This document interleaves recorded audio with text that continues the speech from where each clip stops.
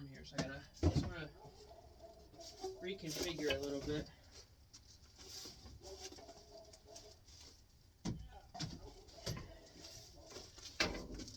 Here we are.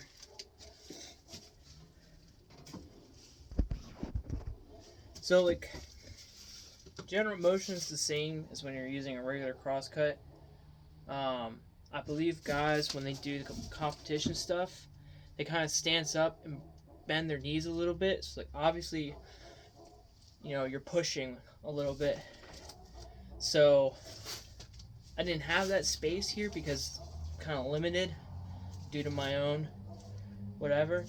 But if you have to do this type of stuff where you're ripping down a board, I'd say this is pretty skilled for me. I've got a decent saw set up here, and it's doing a good job. Now, when you have to do these things, and you might, one of the things you want to do is make sure, obviously, you have a lot of space to do it. You have a good vise. You can't really see me, so I can't tell you. You need a decent rip saw, I believe. This is, oh, if I could see it on the teeth. But, it's probably 5 TPI, 7 TPI, teeth per inch, which is pretty aggressive for a rip saw. Your finer saw teeth are going to be like 10 TPI. You know, that stuff's going to be so fine that, like, you're really only going to reserve it for, like, doing cabinetry joinery and stuff, not doing this type of stuff. This aggressive saw teeth jointing is really meant for doing just this type of work here. Just, you're literally framing and you're ripping down a whole board length. If I was more experienced in this, I would have touched this up beforehand. But I'm just kind of working with it as I have it. When your saw begins to kind of stick a little bit in the cut, this is kind of rusty, so that's pretty common. When you have that happen, you can take some Gulf wax. The saw sort of has like these, if you get these at a newer condition, they have sort of these ridges from being rolled out.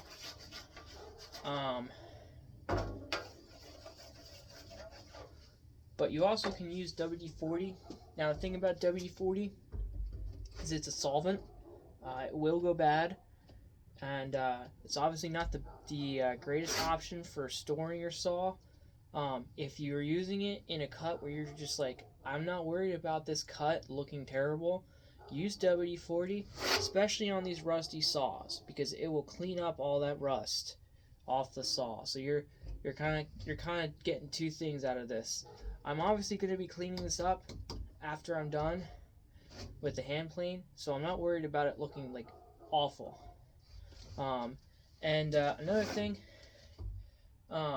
this saw is kind of bent a little bit. I tried fixing that. I didn't have any good luck with it.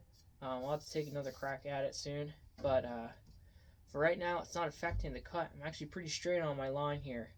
So that's really the two things you want out of this. You want a good, clean, you're able to push it through, not have any difficulty, and then you're just going to just go along here.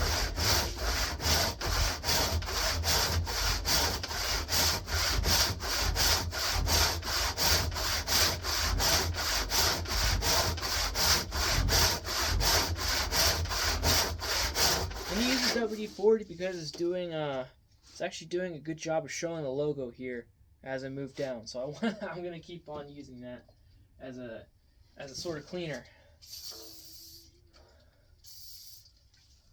Might have used vinegar, but whatever. That's not really a lubricant.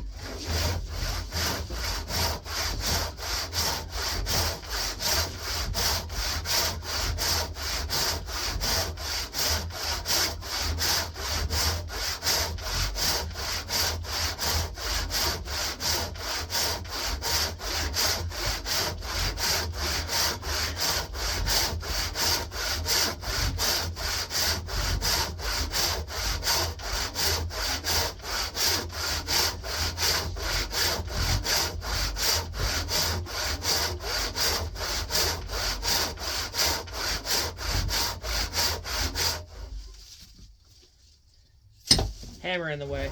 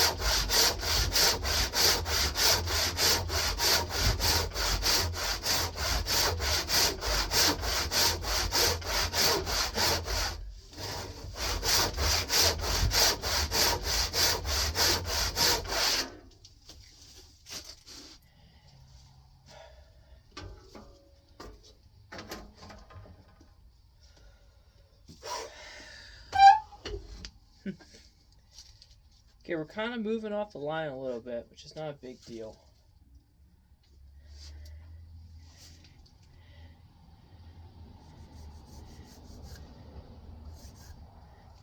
We're just kind of tracing back to where I want it to be.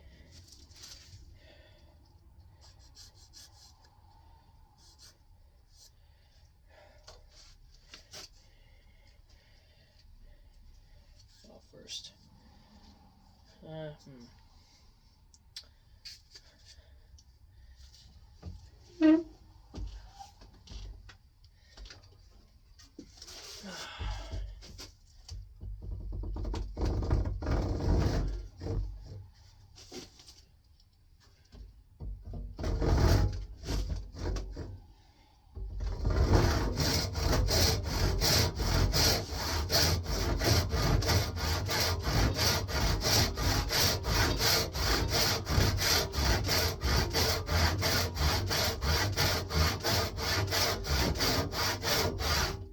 So you're kind of, this is another tip if you're doing this type of work, especially with the rip saws.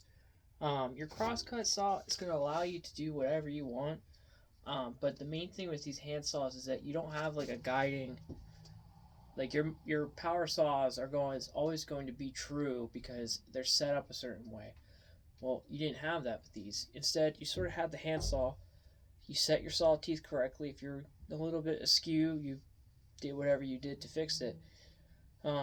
Everything's set on this perfectly, so the saw teeth are not moving either way, although I did go off cut, but it's not a big deal. What you want to do is set up your cut, and obviously it's not cutting on the backstroke, but you're scoring a line here. So you score your line. As long as that line is straight, when you start your cut, the rest of it's going to work just fine. So it has like a guiding principle here that the saw cuts fine as long as you set it up right. But you have to sort of guide it yourself, you know?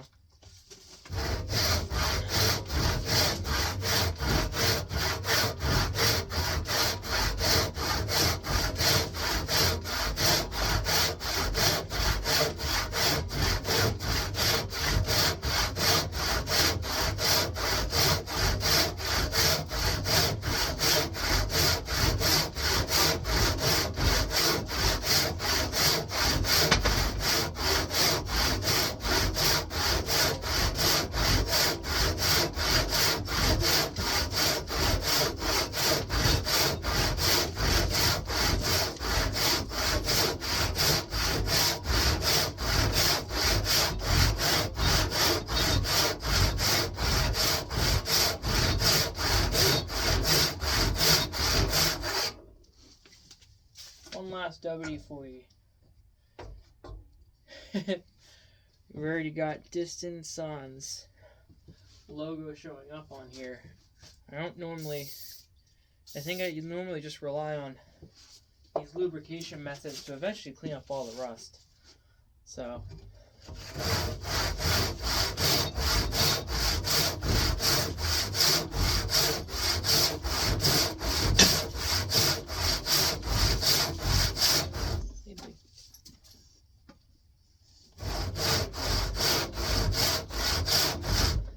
box. You gotta move, buddy. You gotta get out. Out.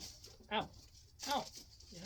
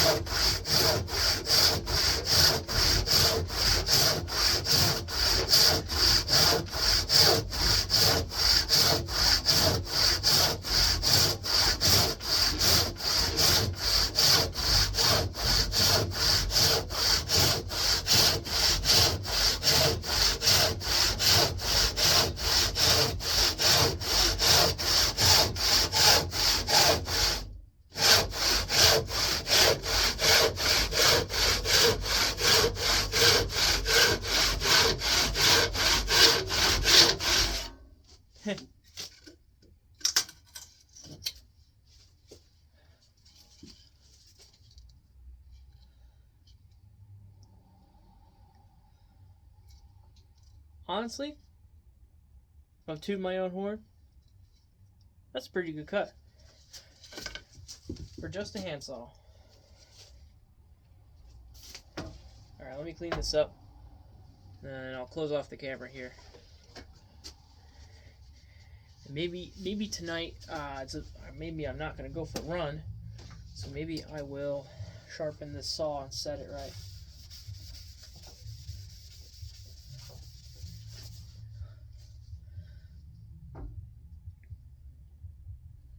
Keystone Saw Works. Wow, that's a good saw. I bought this for $1 a piece.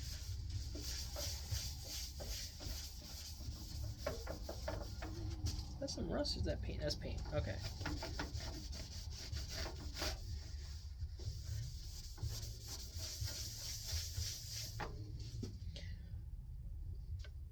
Yeah, I think I'll sharpen this later tonight. That's a good saw. Alright, well, it goes here on my impromptu back there. You can kind of see it. Alright, we gotta clean this up, so I'm gonna turn the camera off.